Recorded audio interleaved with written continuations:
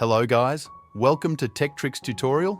In today's video, I will show you how to make a long exposure effect in Photoshop.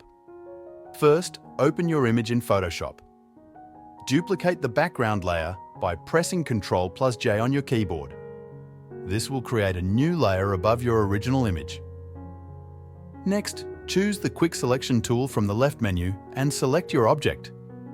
Once the object is selected, apply the mask and then add a black and white layer. After that, apply the mask by right-clicking and choosing Apply Mask and then convert your copy layer to a smart object.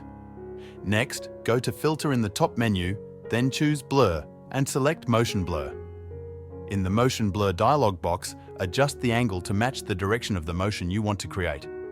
Then, set the distance slider to control the intensity of the blur effect.